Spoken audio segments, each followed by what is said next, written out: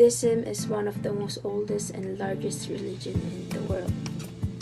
It has a complex history and system of beliefs. Many people believe that it is originated from 5th century BCE, founded by Siddhartha Gautama, also known as Buddha, and became the Awakened One. Being one of the largest religions, originated from India 2,500 years ago, and the most practical among the world's greatest religions because its beliefs and system intends to meet basic human needs and solve humankind's spiritual problem without depending on supernatural forces. There are two divisions of Buddhism. The first one is Mahayana Buddhism. It has a 350 million followers in the country of China, Japan, and Mongolia.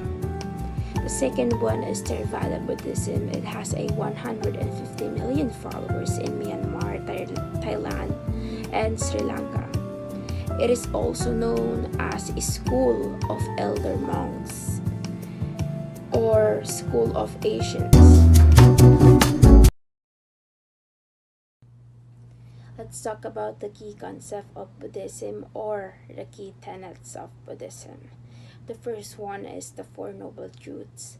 It teaches that the life is marked by suffering, also known as dukkha. It causes by desire and attachment. And the Four Noble Truths also outlined the nature of suffering and its causes, and the path to liberation from suffering. The second one is the Eightfold Path of Buddhism. It is a path to liberation from suffering, also known as nirvana.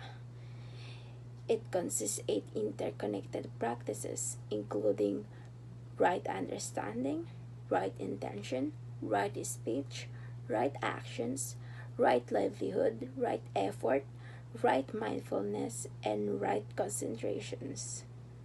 The third one is impermanence and independence.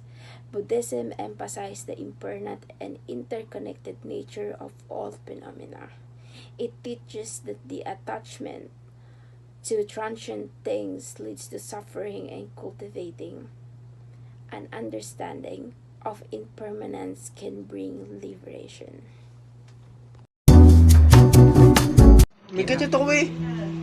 Life of Buddha. The sage of Siddhartha Gautama may have been born between 563 BCE to 480 BCE into the Sakya tribe in Lumbini, present-day Nepal. Near the town of Kapilavastu, the capital city of the Sakya state in the foothills of the Nepalese Himalayas. Born into Kshatriya caste, his father was Suddhadama, an aristocratic Hindu chieftain, and his mother was Mahamaya, a Korean princess. The Buddha's family name was Gautama or Gautama.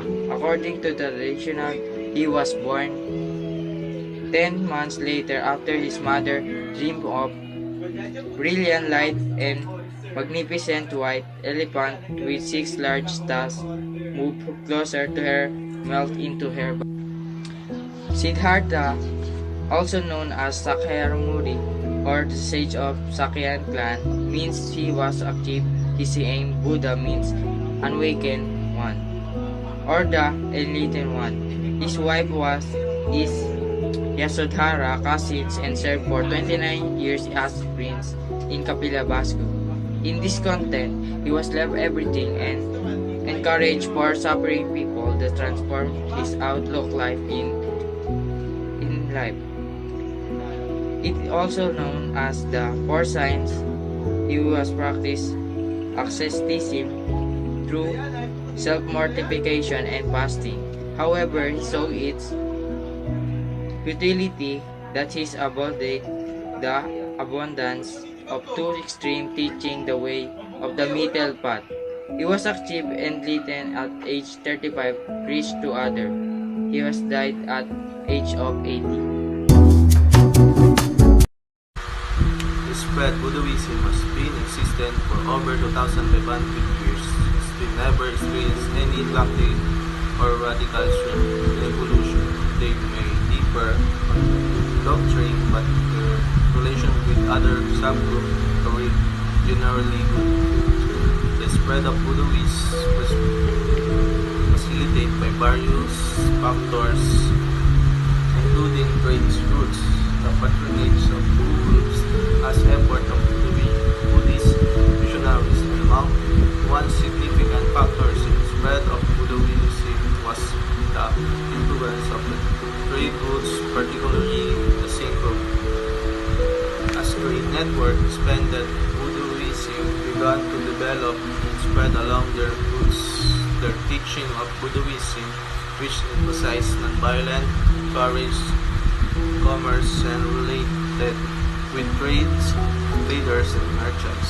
Buddhism compatibility with trades helped in gain popularity in rich region beyond India. Buddhism spread was not limited to a single school or traditions. It's developing into various schools and traditions as a spread across different regions. Followers as mostly found in Asian countries such as China, Cambodia, Thailand, Myanmar, Bhutan, Lanka, and Laos. Emerging branches of Buddhism must become adjusted to a million of places. Buddhism from India to other parts of Asia was a gradual and complex progress, influenced by trade, patronage, and effort of Buddhism missionaries. It resulted in the development of different schools and traditions, each with its own unique practices and Core teaching. The core teachings of Buddhism revolve around the Four Noble Truths and the Eightfold Path. These teachings provide guidance on understanding the nature of suffering and the path to liberation from suffering. The Four Noble Truths, dukkha, Pali term for unsatisfactoriness or suffering. The first noble truth, origin of the problem, dukkha. The second noble truth, cause of suffering, samudaya, and craving or desire, tanha. The third noble truth, cessation, nirodha, to suffering and bondage by eliminating cravings and desire. The fourth noble truth directs an individual to the path magga, to termination of craving and desire, and to Eightfold Path of Buddhism. The first one is right view. It develops a correct understanding of the nature of reality and the Four Noble Truths. The second is intention. It cultivates the wholesome intention and attitudes. The third is the right speech, which means speaking truthfully, kindly, and avoiding harmful speech. The fourth is right action, in a ways that are ethical, compassionate, and non-harming. The fifth is right livelihood, engaging in a livelihood that is honorable and does not cause harm. The sixth is right effort, making a diligent effort to cultivate positive qualities and abandon negative ones. The seventh is right mindfulness, cultivating present moment awareness and mindfulness in all activities.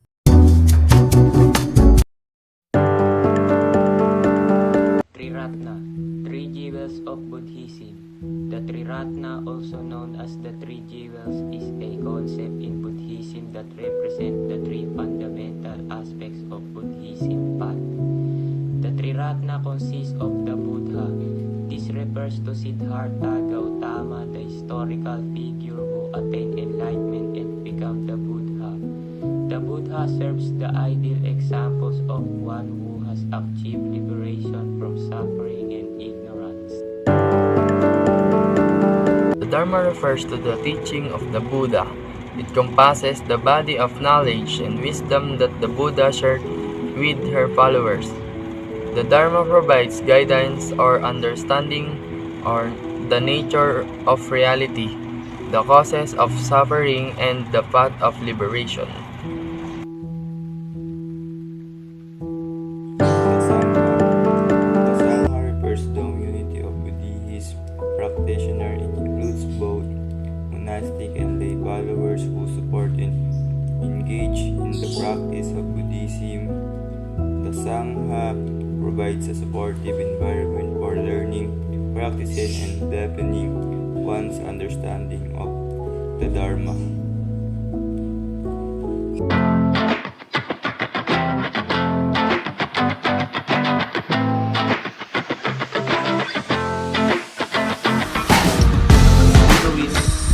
Buddhist practices. The prominent form of Buddhist meditation of mindfulness meditation and concentration meditation. Here belief overview of which mindfulness meditation. Mindfulness meditation involves developing a clear and non-judgmental awareness of the present moment. It's culminated a deep understanding of the nature of reality, including the impermanence of all phenomena and interconnectedness of all things. Practitioners observe their thoughts, emotion, bodily sensation, and external experience without attachment or aversion.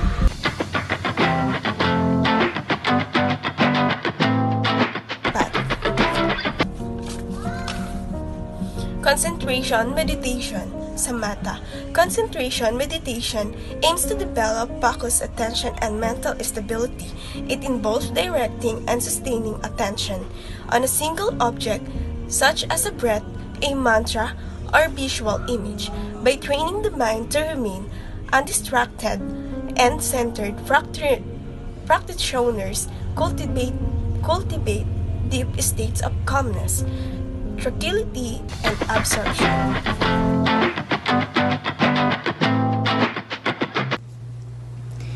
Different Buddhist traditions. The first one is devotional ceremonies and offerings. It is an integral part of Buddhist practices, and they often involve making offerings such as flowers, candies, incense, and food as a way express gratitude, reverence, and respect to Buddha, Bodhisattva, or other revered figures. Merit making. Many devotional practices in Buddhism are focused on merit making, which involves performing good deeds and acts of generosity. Chanting and recitation. Chanting and recitation of the Buddhism texts, mantras or sutras are common devotional practice. This practice serves to invocate blessing, cultivate mindfulness, and deep one's connection to the teaching and spiritual qualities presented by recite words. Pilgrimage. Pilgrimage holds a significant place in Buddhist devotional practices. Buddhists undertake journeys to sacred sites associated with the Buddhist life, enlightenment, or other bird figures. Rituals and bowing. Rituals play a role in expressing devotion and revenge in Buddhism. Bowing, prostration, and other physical gestures are common forms of ritual practice. These acts symbolize humility, respect, and surrender to the Buddha, Dharma, and Sangha. Ritual ceremonies. In modern times, ritual ceremonies have gained significance, especially with the advent of technology. Online platforms and virtual spaces allow practitioners to participate in ceremonies, receive blessings, and engage in communal practices remotely. We already talked about the different Buddhist traditions. Now let's talk about the Buddhist schools and traditions.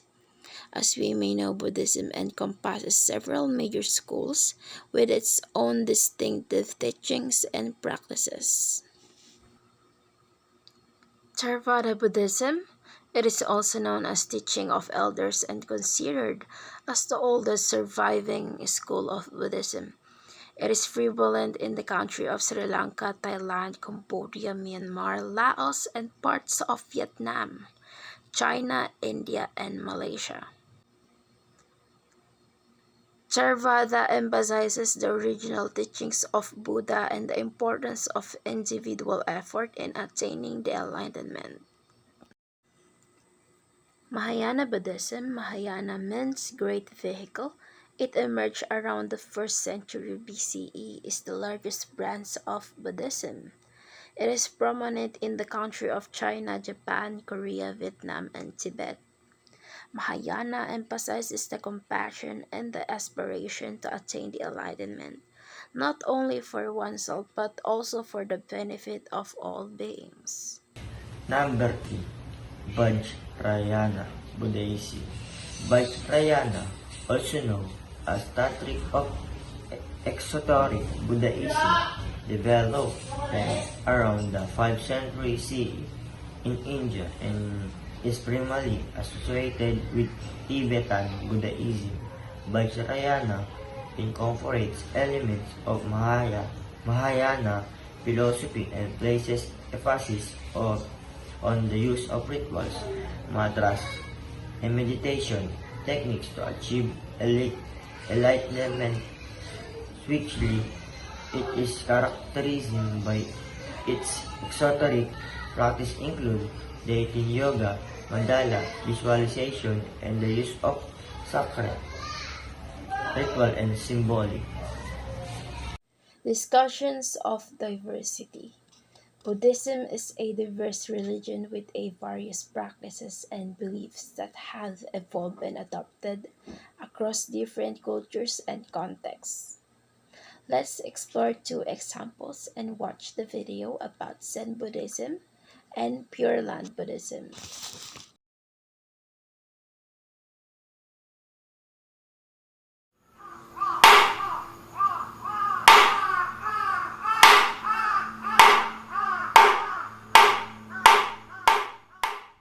Zen, or meditation Buddhism, was introduced to Japan from China in the 1100s. It emphasizes seeking one's own Buddha nature through meditation. These monks live at Tofukuji in Kyoto, one of Japan's oldest Zen temples. Every chore, no matter how routine, is undertaken with mindfulness, staying in the present rather than letting the mind wander to past or future. The monks line up to meet with the abbot.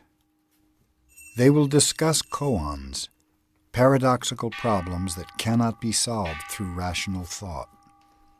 The process of working on the koan, for months, even years, will open the disciple's mind to new levels of awareness.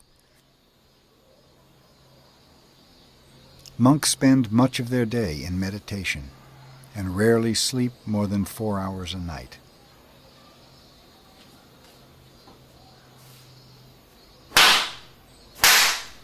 The head monk's strike is not a punishment, but an aid to meditation. It revives the monk and may even shock him into greater awareness. Meals are taken with complete mindfulness on the food and the ritual use of the bowls and utensils. Not a drop is wasted.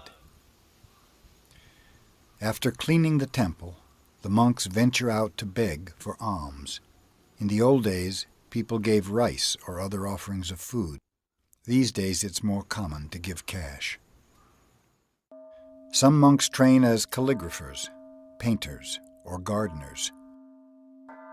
Paintings depict famous Zen sayings in calligraphy, or Bodhidharma, the founder of Zen Buddhism.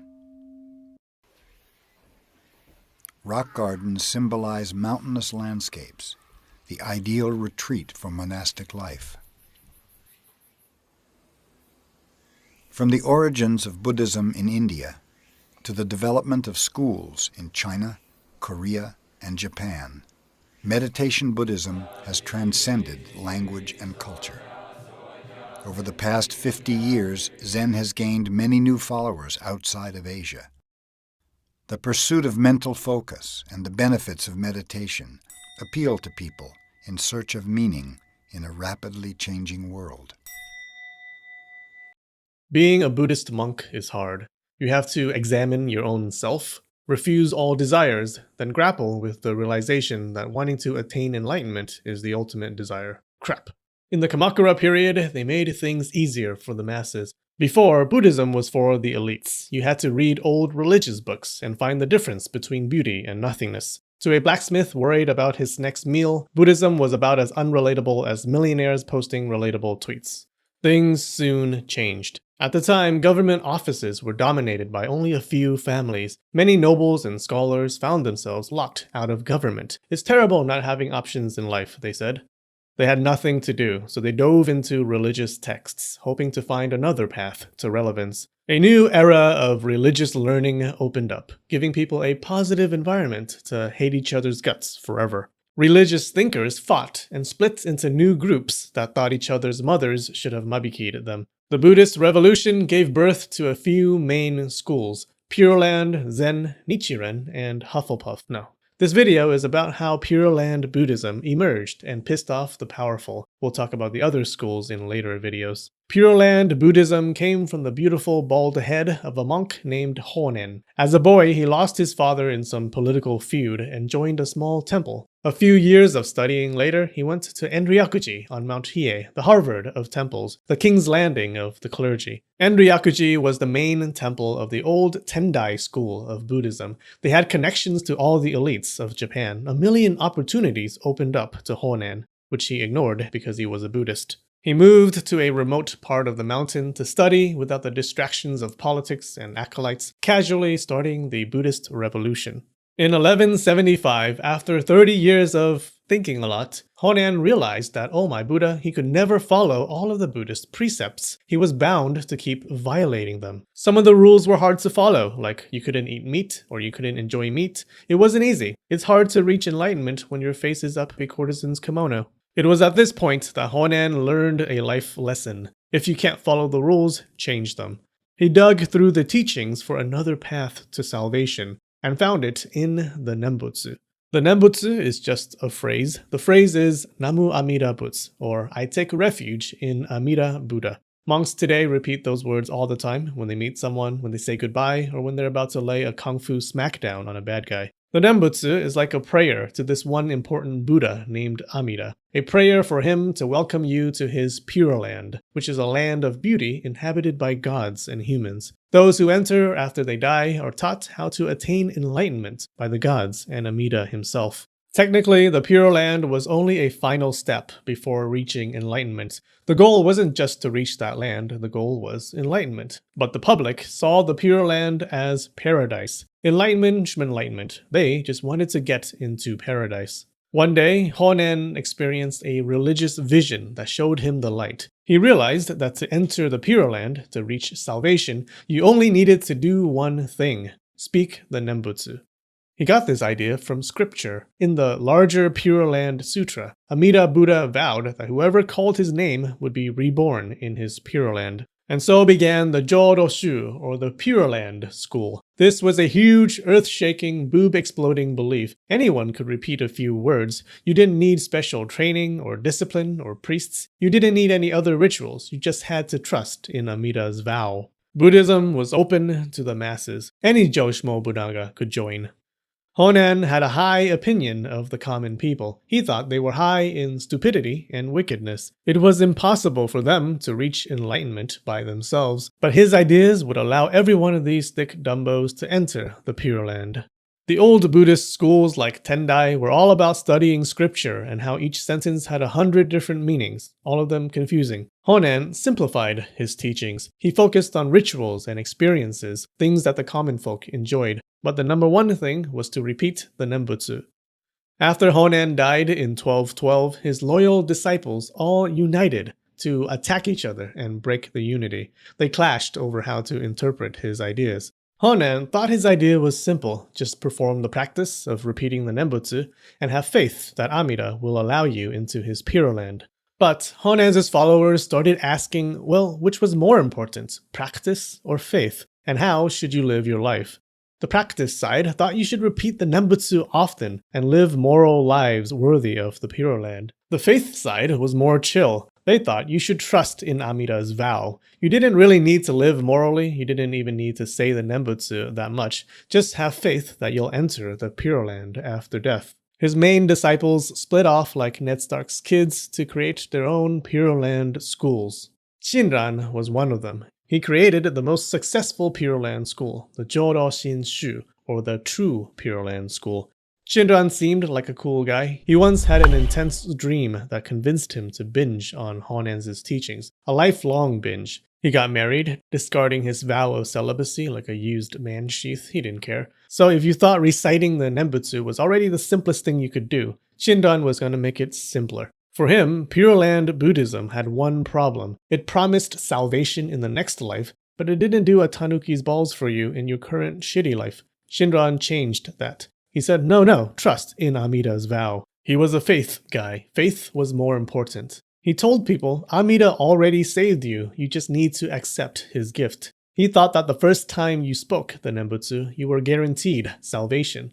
How did this help people in their current lives? It gave them peace of mind that no matter what, they would enter the Pure Land. It was the easy mode to salvation. True Pure Land is the most popular branch of Buddhism in Japan today. After Shinran died, his followers built the Honganji Temple on top of his gravesite in Kyoto, and it became their headquarters for a while. On the other side of the Nembutsu spectrum, there were the practice enthusiasts.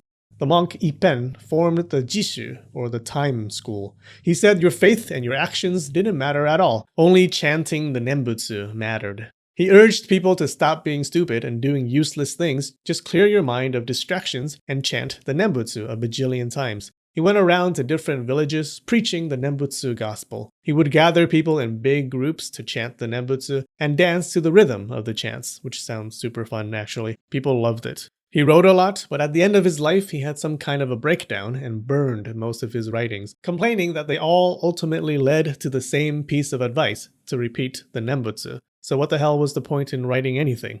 After he died, the story was a bunch of his disciples jumped into the sea so they could enter the Pure Land with him. That may have dampened the spread of his school, also shows you how many fanboys he had.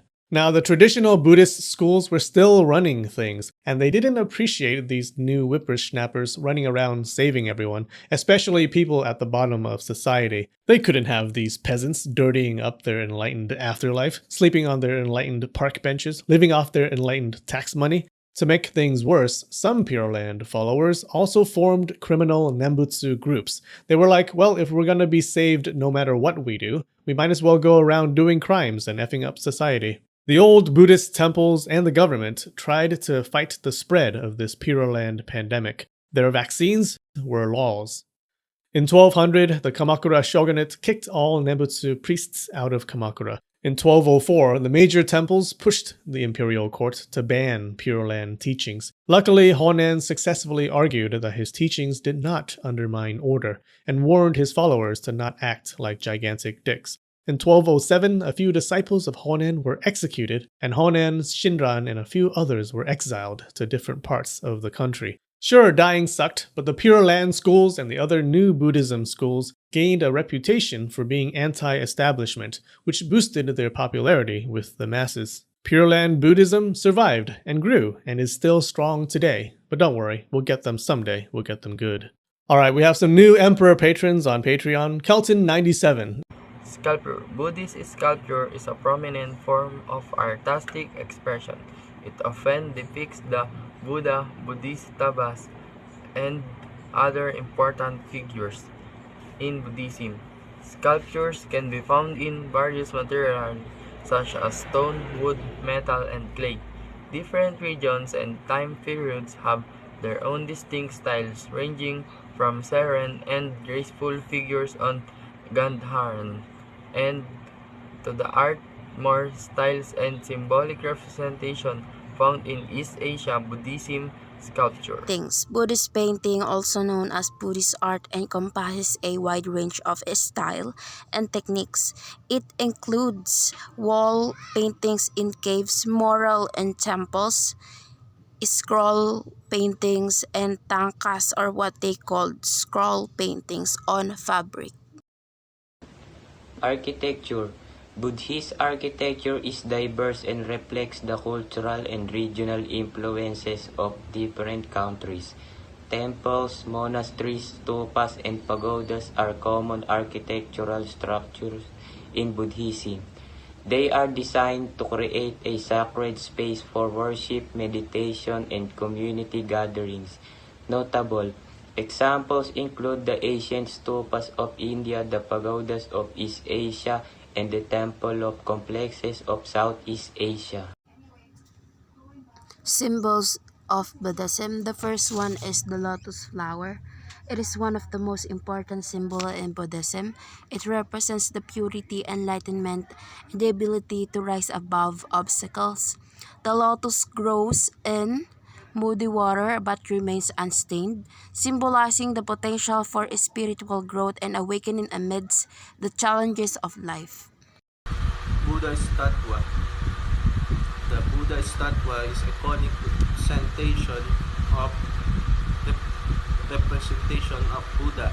It serves as a reminder of qualities of awareness, mind, and the path to enlightenment. The statue vary in posture and hand gesture, each carrying its own symbolic meaning. For example, the seated Buddha was the right hand touching the group represent the moment of the Buddha enlightenment. Wheel of Dharma. The wheel of Dharma, also known as a Dharma wheel, is a symbol that represents the teaching of the Buddha.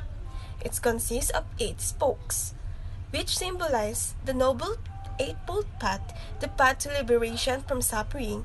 The wheel signifies the continuous turning of the teaching and the cyclical nature of existence.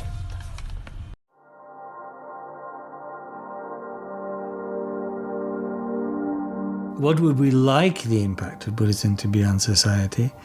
And what has it been historically and socially, anthropologically? There's a kind of different, there's a lot to be said about all those things. But what we would like and what happens at the best is that it's like Dharma spreads from one person to another.